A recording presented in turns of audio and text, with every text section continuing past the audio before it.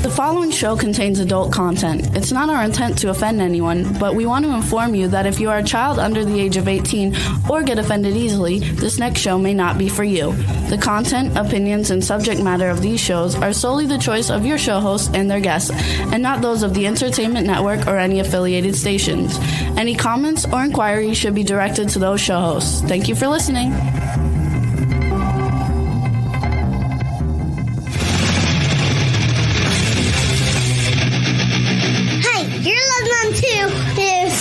On Pipeman on W4CY Radio.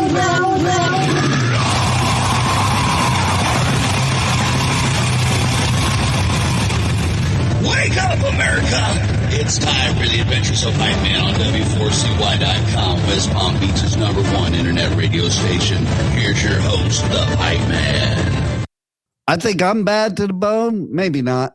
I think pets are bad to the bone. Or is your pet bad to the bone? What about the value of public speaking? Okay. Because I love how my computer is so advanced as this. Like I wasn't centered because I was rushing to get into the studio, and my computer just centers me into the video. It's beautiful. Anyway, that's what that idiocracy was, if you were wondering why I was moving across the screen. But anyway, yeah. So today, our first part's with the pet health guru. Is your pet bad to the bone? Let's find out what that's all about. And then after that, one of my favorite subjects, I'm going to be talking to Michael Barbarita about the value of public speaking. As you know, I'm not just a radio person. I'm not just a podcast person, but originally I'm a public speaker. And I've shared the stage with many of the great speakers. And you know what? We're even going to find out later what Warren Buffett has to say about public speaking, or the fact that he thinks it's of value. But for right now, let's bring on Studio Nut and the Pet Health Guru.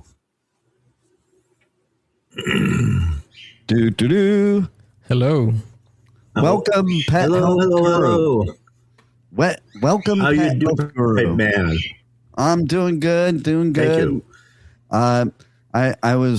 I almost missed a show because I was busy hanging something on the wall. No, I'm just kidding. I got that done a long time ago. But I was talking to a publicist about band interviews and about what happens at festivals. That should be a whole nother show I think we may do on Wednesday. Who knows? But we're here now, and I think I think we should have started the show with George Thorogood. Okay, but. Tell us, why is your pet bad to the bone? It's a very complex situation. When I started in the business, basically we had no problem animals. I mean, occasionally you saw one or two. But today, with modern life and what we are doing to our pets, we're really screwing them up. I mean, we're creating these environments where training is almost impossible with many dogs. I remember when I started when I was a kid, housebreaking a dog, a weekend event. You know, you fed them, you took out, they went potty, they remembered, never happened again. Now I see trainers with dogs that have been in training for 6 months, and they're finally housebroken. And they take him, drop him off at the owner's house, and the first thing the dog does is take a dump on the floor. It's like, you know, it's just, the system is just so screwed up. Of course, you know, a lot of that goes back to the behavioral problems, and the behavioral issues are because of food, chemicals, hormone imbalances, all of that stuff. Same thing we have with our kids. It's unbelievable too. Like you were saying about a dog. That's why I don't want people's dogs over my place. Like it's like that. It's always the parents of dogs that say, "My dog wouldn't do any of that." That does it. Do you find that true? Exactly. It's yeah, absolutely. You know, again, because just like with our kids, you know, commercial pet foods are basically carbohydrate based, which means they're sugar based. And So we've got that problem to start with. They're on a sugar high, then they crash, and it's creating a situation where they're not comfortable in their own body because they're always battling inflammation. Then you throw in 9,000, procedures, if you will, where we're sticking them full of needles and pumping chemicals into them. And we wonder why the whole endocrine system is off. The thyroid is off. The adrenal gland is off. All of that sort of thing. It's creating all that. And then we just for something to do, I guess, we then either spay or neuter them, which throws off that hormonal section completely. And we want them to act normal? I mean, is that possible? If you had body parts ripped out and loaded up with drugs and chemicals, would you be leading what we would consider to be a natural life? Now, wait a minute. My friend, she just went to the vet recently in California, and her dog needs dental work. $4,500 worth of dental work. Okay? Yeah. Are you kidding me? You know what? I can't see ever spending $4,500 on dental work on a dog. I better see some 24 karat golden teeth in my dog if I'm spending that kind of money. Right? What's that all about, Bill? Well, again, the carbohydrates. Dogs and cats do not have the amylase in their saliva that we do to break down carbohydrates. So that just converts directly into sugar. And then that coats with tartar. And now you got the bacterial infections going on. You got all this tartar buildup, all of that sort of thing. I remember going back to the early 1980s when I was a manufacturer's rep. And I actually started selling dental equipment. I could not give it away to a veterinarian until they sued us for practicing medicine without a license. We were selling to groomers, state of Ohio. And when they presented us with this charge, there was nothing about dental in the veterinary code because they were never treating it because it wasn't there. It was the advent of artificial flavors in dry kibble dog food and then canned foods that set off this firestorm. Within about 3 to 5 years, all of a sudden, they're all having dental problems. Manufacturers came out with crunchier food for cleaner teeth, which turned out to be a lie. FTC made them take it off the label. That whole industry is built on a fallacy. And it's just about taking money. Like you said, $4,500. I mean, that's ridiculous. And you know what happens, I find, is that people will spend more money at the vet than they will on their doctor. Like, they'll let themselves get sick and die, but they'll spend thousands on their pet immediately. Yeah. It's true. I got a call Saturday night from a client in tears because we sell on fear, okay? So anyway, she's got a dog that's pretty well behaved, well socialized, and she takes it out quite a bit with like the pool and walking around the neighborhood and things of that nature. And she had an exemption for the rabies shot, and it was expiring. And she didn't have enough money to have another exemption written. So one of the feed stores in the area was offering a clinic. And so she took the dog over. Now, this dog has got small tumors on its body. So it's got cancer. And the veterinarian that was there noted it. The vet tech noted it, looked at it, and proceeded on the procedure. Well, when you look at the box with a warning label, says can only be given to a healthy animal. Now, if you've got tumors, isn't it obvious that that's not healthy? Right. And really, if that veterinarian was ethical, she should have written an exemption right there on the spot. But no, they took the money instead. Wow. And basically poisoned the dog, which is now sick. It's terrible. And, listen, I think people are so blind about it that they love their animals so much that whatever the vet says, they do. They would question their own doctor about their own body, but they don't question the vet. What's up with that?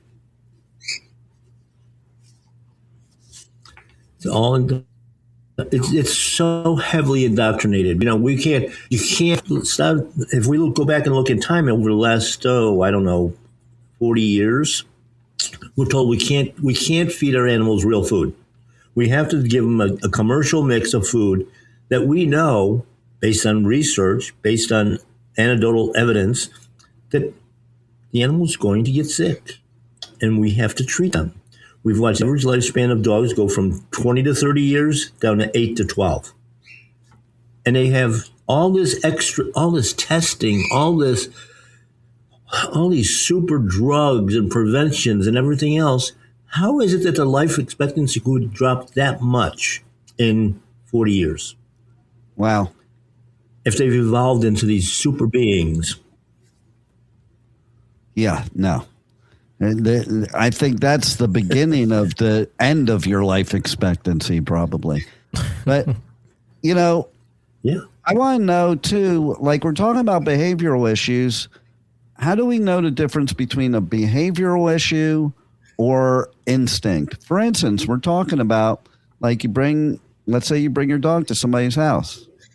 Now, are they peeing in their house because of a behavioral issue or because they're marking their territory? And how do you know the difference?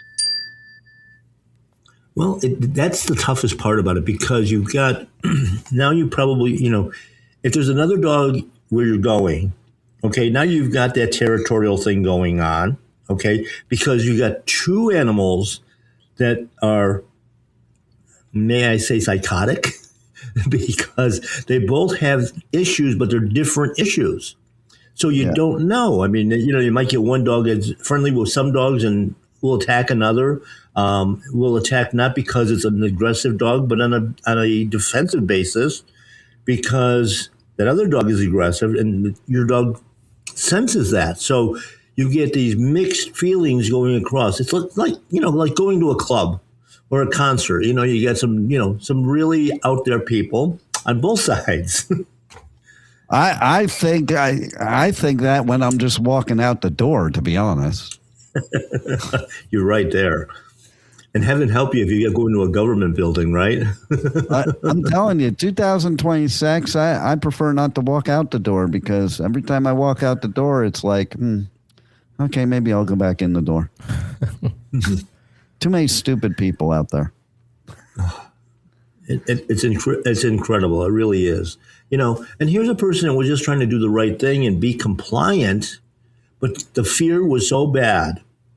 And because she's staying in a relative's house down here in Florida, we got a lot of those that, their houses are empty for 6 months of the year for the snowbirds. So she's staying there for free. She's afraid the owner will have the liability if this dog ever snaps. And, it's like they don't realize that those are regulations. They're not laws. They call them laws, but they're really not. You don't have to comply. And, that's true across our whole society, as you're well aware. I mean, when they put up these regulations and that sort of thing, but yet that's not the law. Most regulatory bodies are not even government. Like, people don't realize that. Even like in the investment business, the regulatory bodies, there's the compliance legal bodies that are government, but then the regulatory bodies are self-regulating, so it's just people in the business that are on the board of that regulatory board that enforce that stuff. Most regulation in this country is self-regulation. People don't realize that. Yeah. It's 10, 12 years ago, we had a veterinary clinic for a short period of time.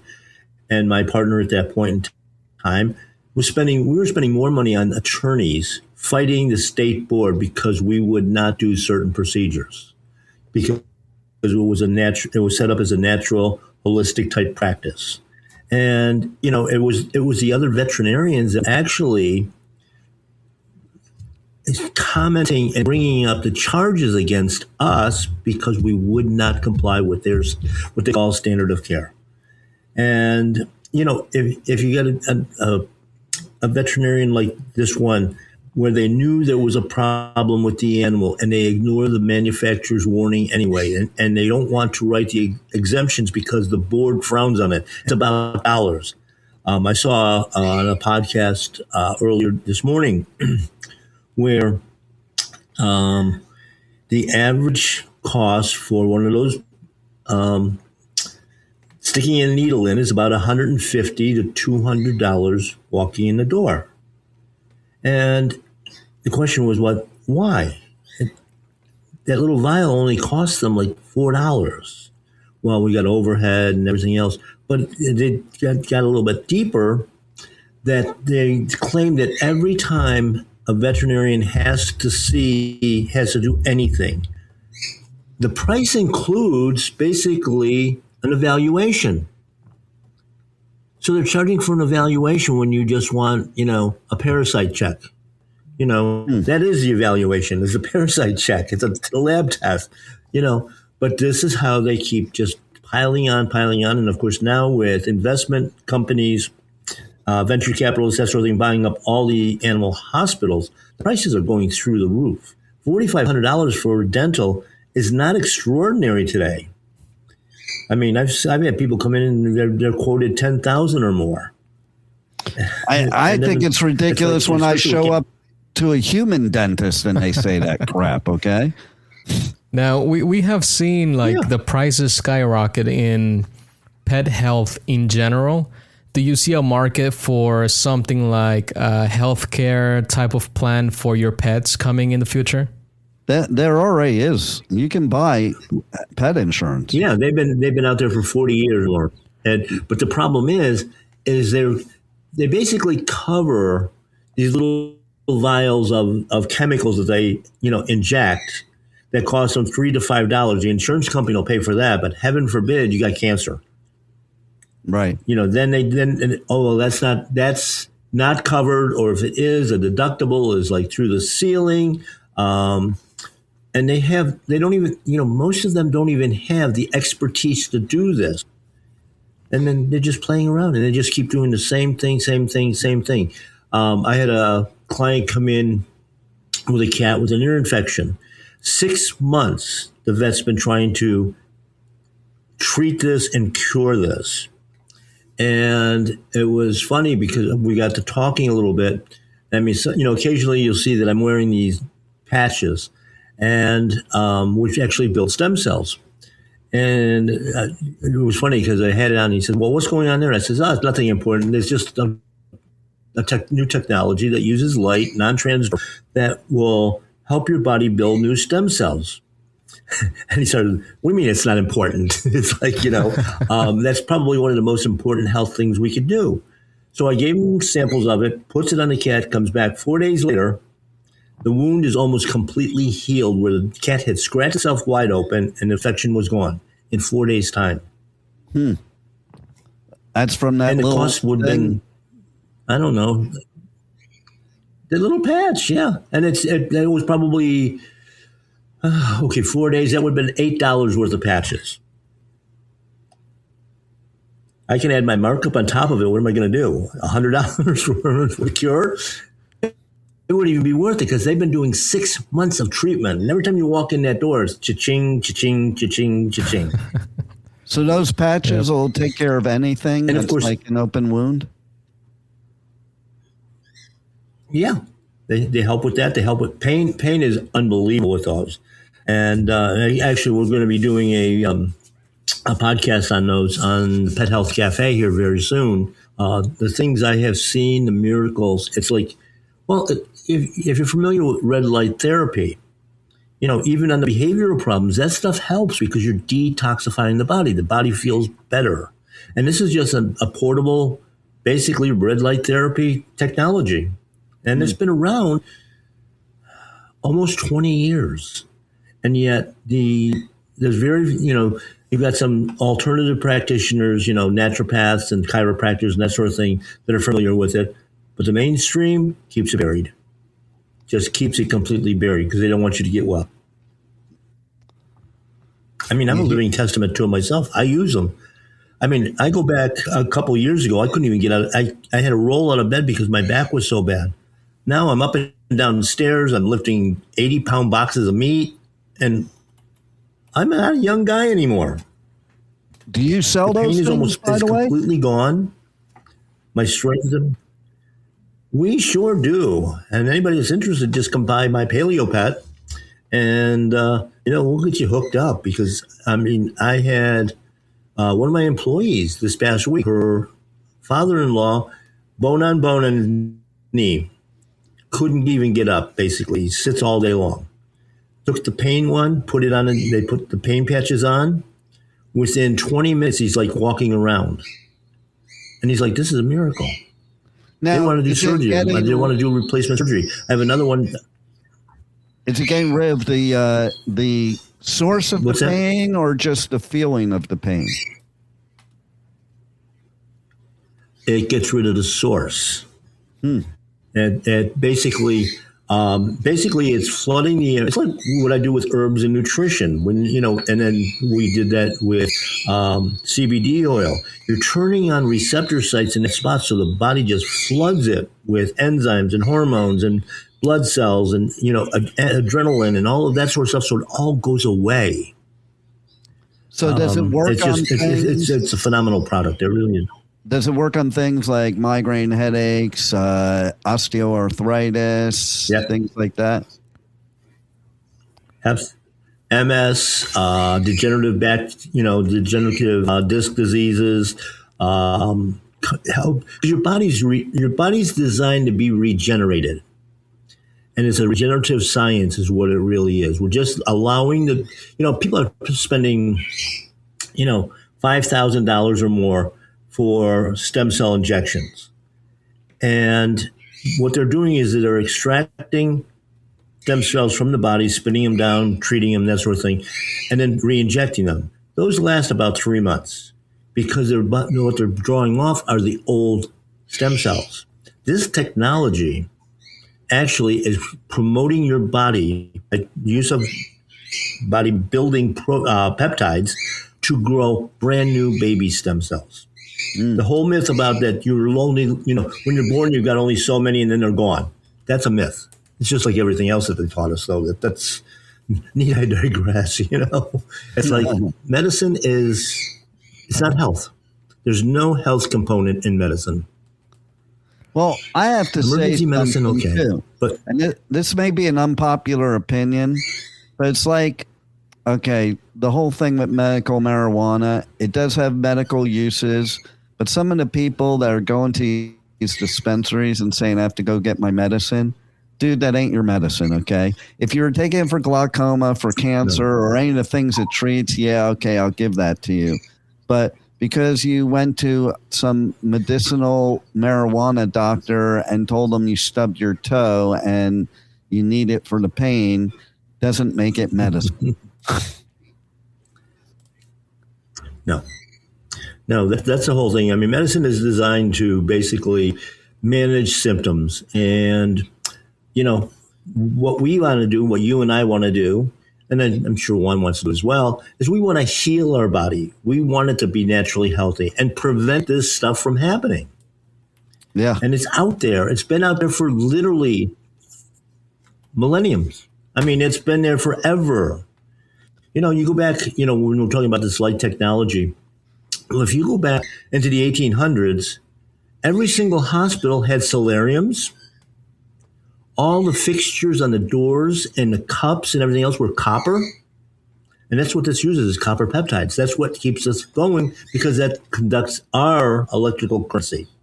Mm-hmm. See that one? Even before there were such thing as millennials, we've had this. Now, how do these patches work? Because, for example, I get a lot of muscle spasms on my back. Do you have to put them directly on the trouble spot, or can they be put anywhere and it affects the whole body? Basically, it affects the whole body. Basically, how it works, it's just a matrix of crystals inside of a non-transdermal patch. Nothing's going into the body, but it reflects back certain frequency within your body. And that's what creates the different things. I mean, I've got, I use one that creates glutathione, for instance. Another one that does SOD, gets rid of inflammation. The pain one, of course.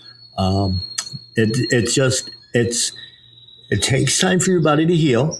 And the other thing, of course, that I recommend, being who I am, is, of course, the nutritional part of it's got to be there too. You want to grow good, healthy baby stem cells. And that can only be done through good nutrition and not poisoning yourself. Wow. And that's going to affect behavior. Of course. And so let me ask you more questions about behavior, specifically when it comes to dogs.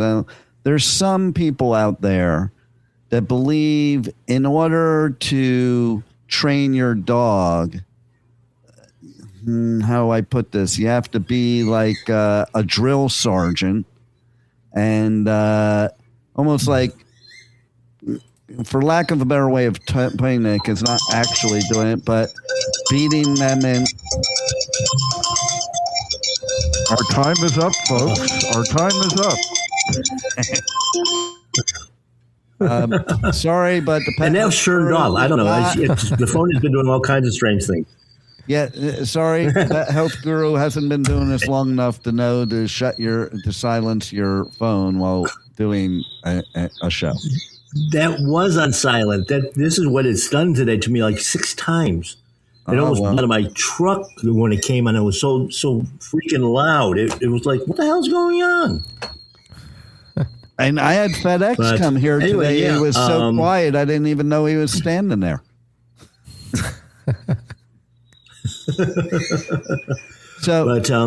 Back to what I was saying, though, about beating them into submission. Does not work. Exactly. Like all these macho guys, they think like being the alpha with the dog makes them obedient. That's the best way to put it. Yeah, and we're actually working with a trainer on Instagram that if you put in my paleo pet, his stuff will come up as well. But he's working with Malinois. Belgian Malinois, which are, they're maniacs. This dog is almost always off leash. Supermarkets, Costco, wherever he goes, dog knows exactly what to do. And he uses a positive reinforcement that the dog is watching and just wants to please him to such an extent that there's never a problem. Because he's always looking for that reward. Freaks a lot of people out because first off, they're looking at this. I think he should. Exactly. I think he should start. Whether it's verbal, Sorry, I think he should start a separate section of the business where, like, he could do that for, your significant other. There you go. That would be good. So, Bill, how do we reach out to you, to My Paleo Pet? Check out your show, check out your podcast, just check everything out. Okay. A couple of changes that are going to be occurring there. First thing is, of course, go to the Pet Health Cafe and listen to the podcast and, all the advice that we bring forward every week. Of course, it's on, every Thursday night live. And then we do YouTube and Spotify and all the others, all 24/7. So they can get in on the Pet Health Cafe anytime, day or night. My Paleo Pet, go onto the website, mypaleopet.com. That's where you can book consultations and, of course, order all of our good products. The store is going to be moving within the next probably 3 to 4 weeks. We still don't have a home. It was a situation with a landlord that we have no control over. We're going to be in the same area. Address is going to be announced very shortly. In fact, I was hoping that was the realtor that was calling through so we can sign the contract. But we're going to be in the same area, a much, much bigger and exciting store. with extra services being added, not only on the pet side, but also on the human side as well, different spa type situations. So we're looking forward to a very quick move, but yet an exciting move. And so stick with us. Of course, I'll be announcing it on this show here when I finally get an address. But yeah, it's going to be an exciting time. So reach out to us, and life is a journey, and we're embarking on a brand new part of it. It certainly is, and you're a great part of it. So I love the info you always give our audience. Love your show. Everybody that has not tuned into your show before needs to check it out. And thank you once again, Pet Health Guru, for all your great advice. Now I'm going to switch hats for a second. I have 3 hats today, and I'm testing out some new features. So I'm putting up I changed the font. There's new rocker. Yeah, I don't like that, but there's a Metal Mania font. So since I'm going to be talking about giving away some festival tickets, I put our font in Metal Mania font. So it just looks like a Halloween font, to be honest. But yeah, we're giving some tickets away to Louder Than Life and Aftershock coming up in September on the Pipeman Radio Tour. Oh my God, the lineups on these festivals are going to be absolutely amazing. You're not going to want to miss out. You're going to want to go to Pipeman Radio on all socials and tell me which festival you want to win. But before I do that, I just want to talk about real quick that I did cover a show on Friday on the Pipeman Radio Tour right here at home at Respectable Street in West Palm Beach, one of my favorite venues around here. And it was the band Max Sabbath, okay? People, I got to tell you about this band, okay? What they do is they play cover songs of Sabbath songs, but they change the words. It goes right into what you're talking about, Bill, because what they do is they all dress up as characters from McDonald's, and they talk against they talk about the evils of fast food and against places like McDonald's and how they're poisoning us and killing us. And so it is rather funny, but the show was amazing, man. It was so much fun. They fry up stuff on stage, and throw it at the crowd. He squirts the ketchup and mustard at the crowd, and all the stuff that's really bad for you, he just throws it at the crowd and cooks it up on stage. And they were actually really good musicians. I mean, it did sound like Sabbath, but the words are different, like, speaking up against the bullshit that is ruining our health. So it actually goes hand in hand. Tonight, the Pipeman will be at the Hard Rock Live in Hollywood for Triumph, who I just recently interviewed, who I haven't seen since the US Festival of 1983. Okay, so that's really cool. Check out the interview with me with Triumph. If you go to iHeart or anywhere you listen to podcasts, you can find the interview where I interviewed them. And their opening band is another band that's a favorite of mine from way back called April Wine. And no, it's not alcohol, but it is April. So it's appropriate to go to an April Wine show, and maybe they will serve wine. I don't know. In the meantime, Juan, I'm going to be back in a second. Maybe you could show people why they want to enter to win tickets to these 2 festivals by Danny Wimmer Presents. Louder Than Life, North America's loudest rock and metal festival, returns to Louisville this September with My Chemical Romance, Iron Maiden, Tool, Limp Bizkit, Plus Pantera, Pierce the Veil, Gojira, Papa Roach, and more. Nearly 200 bands across 7 stages. Louder Than Life at the Kentucky Expo Center, September 17th through 20th. Passes are on sale now, starting at only $1 down at louderthanlifefestival.com. Aftershock, the West Coast's largest rock, metal, and punk festival, returns to Sacramento this October with My Chemical Romance, Tool, Limp Bizkit, Pierce the Veil, plus Suicide Boys, Queens of the Stone Age, The Offspring, A Day to Remember, Wu-Tang Clan, and more. Aftershock, October 1st through 4th. Passes are on sale now, starting at only $1 down at AftershockFestival.com. So again, remember, go to Pipeman Radio on all socials to enter to win tickets to either Louder Than Life or Aftershock. I also want to tell you, go to my podcast or go to the Adventures of Pipeman.com where all my past episodes are. And we did a bunch of interviews last week because I was out of town for the month of March. So we bulked in a bunch for last week. And you're going to want to go check them out because there was some cool interviews. Michael Graves from formerly from the Misfits, McSabbath, Crimson Glory. They had their first album in 26 years.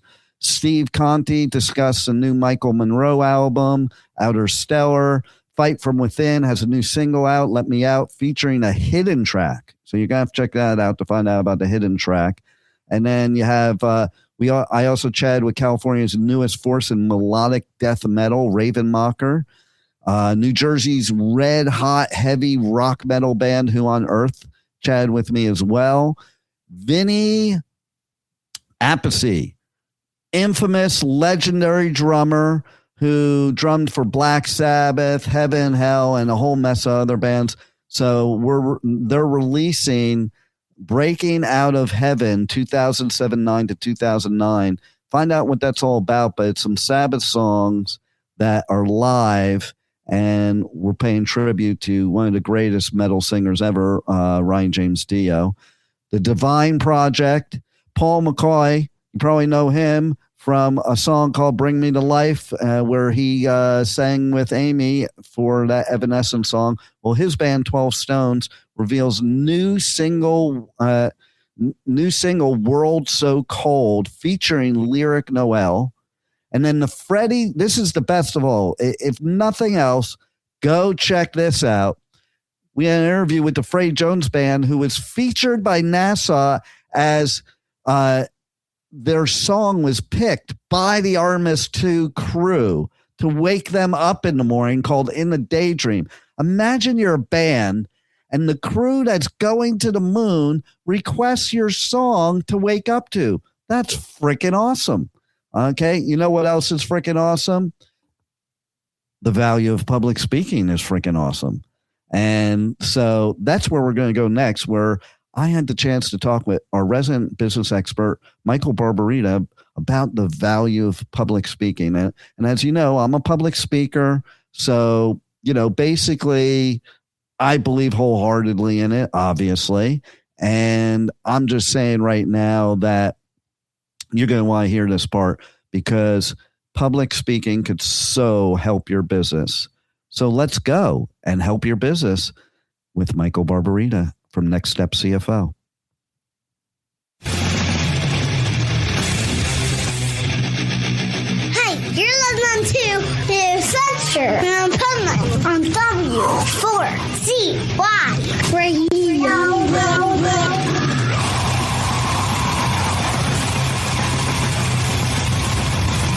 This is the Pipeman here on the Adventures of Pipeman, W4CY Radio, with our resident expert, Michael Barbarita from Next Step CFO. And we're going to talk some powerful business strategies. If you tuned in last week, you heard what we're going to talk about this week. But because it was so weird, because, last week I was just seeing a video about somebody talking about how they love public speaking.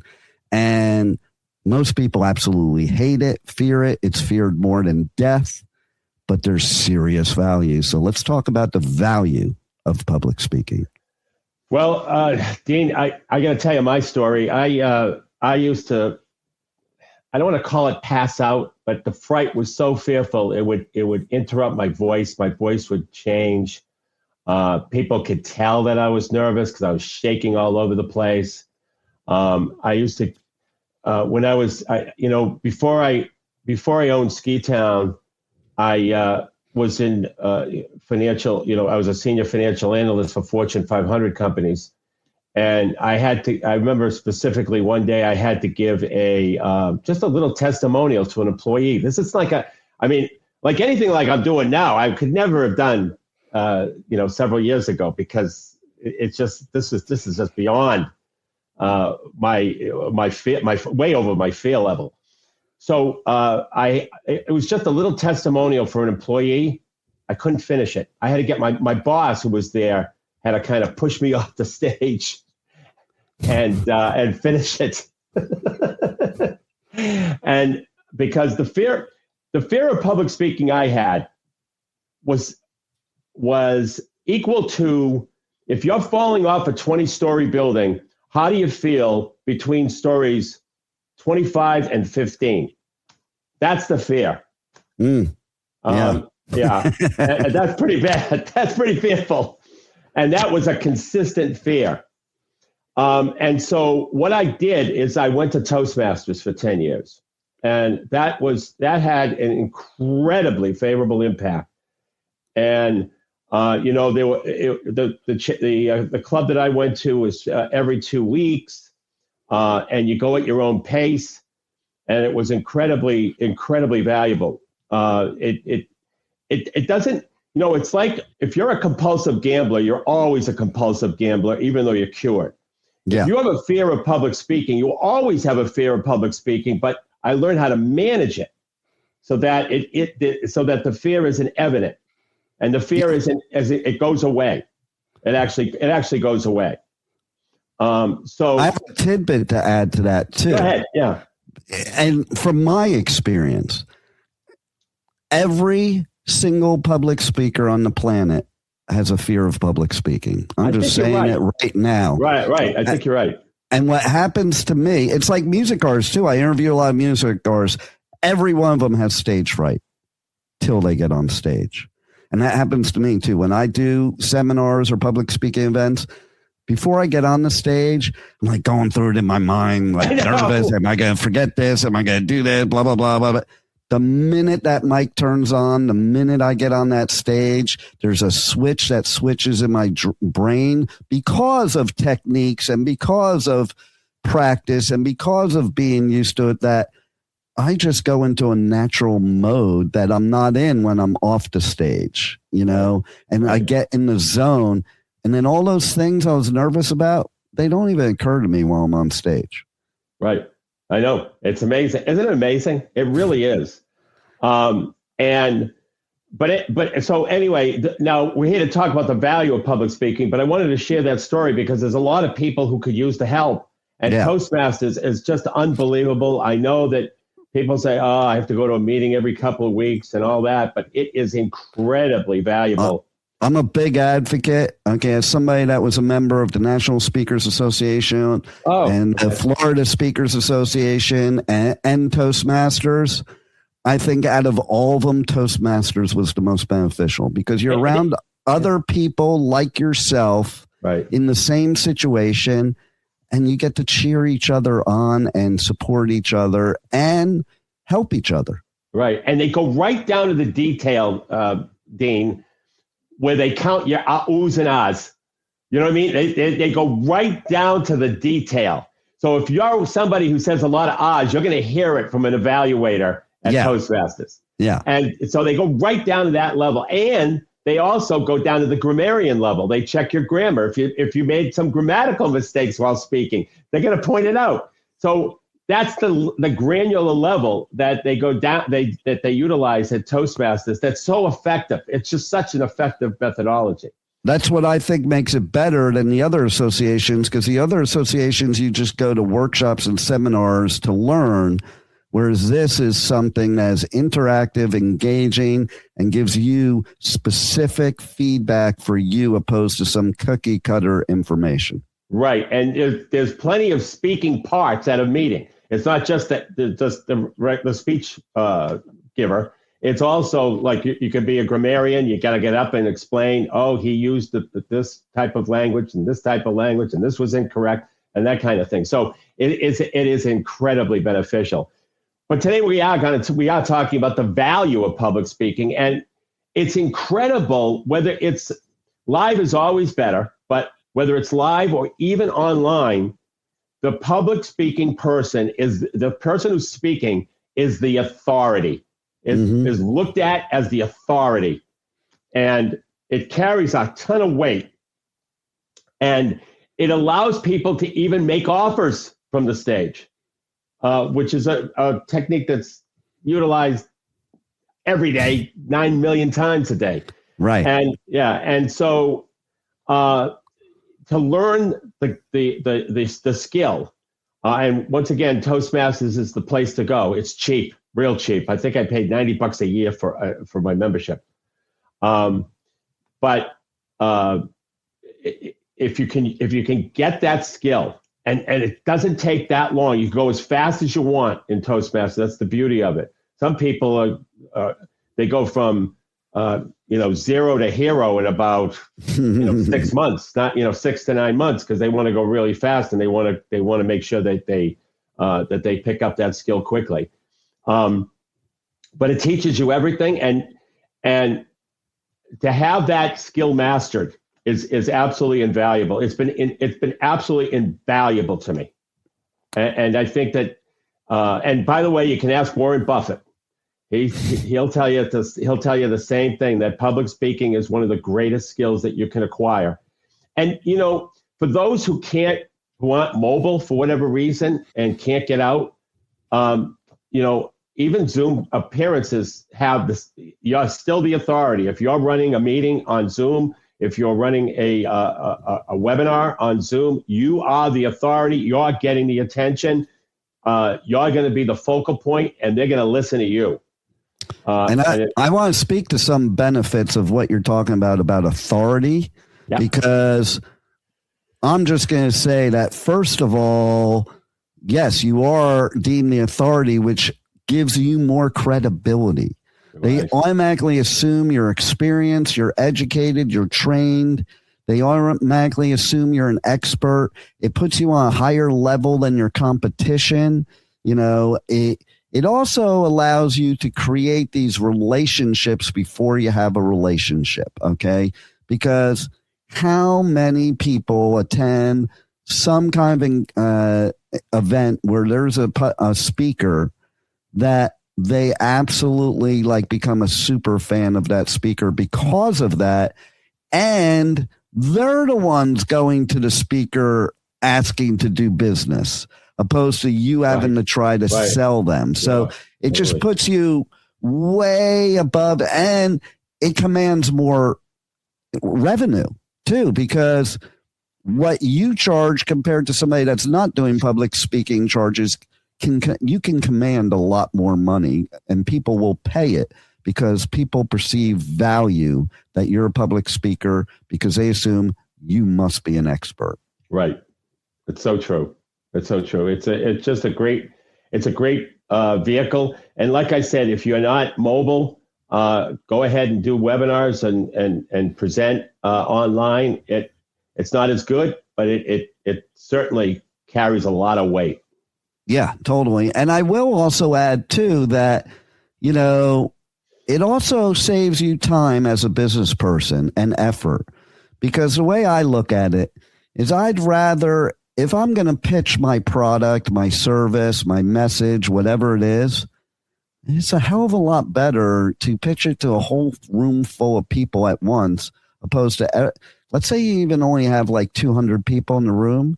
It'd be a lot better to pitch them all at once than to go and visit each and every one of those people. And then you talk to bigger numbers where you have 10, 20, 50,000 people. There's no way you're going to see those or talk to those people individually.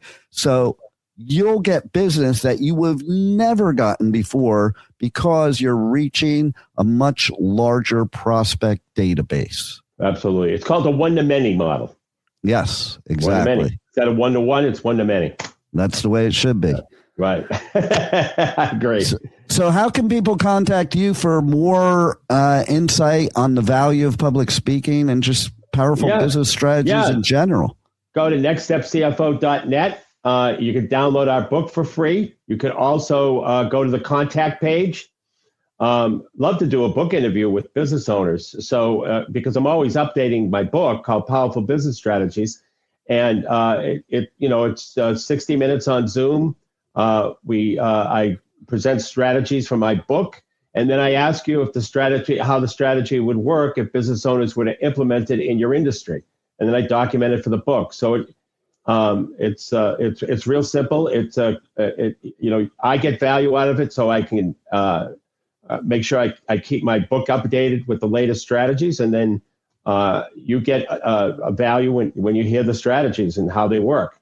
So go to nextstepcfo.net, go to the contact form at the top of the page, fill out the form, and in the message section, put book interview, and away we go. Nice. Away we go. And listen, I have to agree with you. If Warren Buffett is successful with it and thinks it's a good idea, everybody should do it, because listen, you always want to pattern yourself after success. Absolutely. Well, thanks once again, and we will talk again next week here on the Adventures of Pipeman, W4CY Radio, the Positively Pipeman segment. And I think we should discuss some creative follow-up methods. Yeah, I think that's a good idea. Thank you for listening to the Adventures of Pipeman on W4CY Radio.